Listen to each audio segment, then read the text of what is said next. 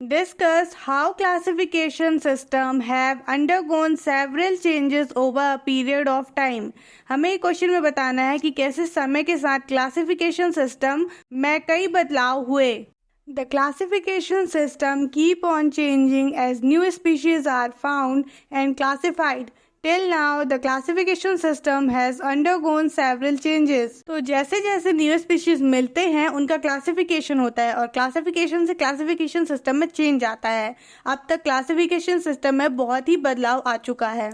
Aristotle first introduced a basic classification using observable morphological traits. Aristotle ने सबसे पहले देखे जा सकने वाले मॉर्फोलॉजिकल ट्रेट्स का यूज करके बेसिक क्लासिफिकेशन सिस्टम इंट्रोड्यूस किया. Grouping plant into tree, shrubs and herbs and animals based on the presence और एब्सेंस ऑफ रेड ब्लड. तो इन्होंने प्लांट को ग्रुपिंग किया ट्री, श्रब्स एंड हर्ब्स के बेसिस पे और एनिमल को रेड ब्लड के प्रेजेंस और एब्सेंस के बेसिस में ग्रुपिंग किया या फिर हम बोल सकते हैं क्लासिफाई किया.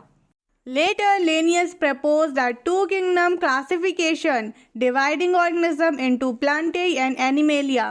बाद में लेनियस ने टू किंगडम क्लासिफिकेशन दिया जिसमें उसने ऑर्गेनिज्म को प्लांटी और एनिमेलिया में बांटा.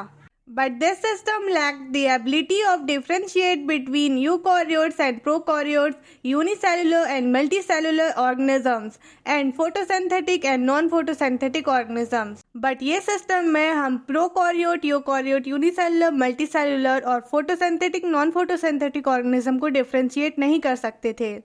Further, three kingdom and four kingdom classification were proposed by Ernst Haeckel and Copeland respectively. बाद में थ्री किंगडम क्लासिफिकेशंस को अर्नस्ट हैकल और फोर किंगडम क्लासिफिकेशन को कोपलैंड ने दिया.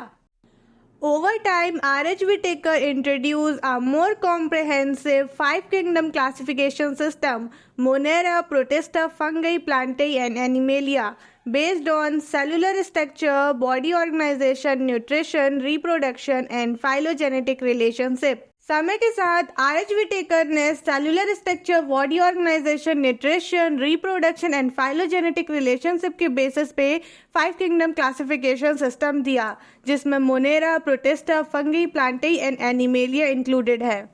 होप सो ये क्वेश्चन आपको समझ में आया हो और ये वीडियो आपके लिए हेल्पफुल रही हो. So thank you for watching. Do like, subscribe and share.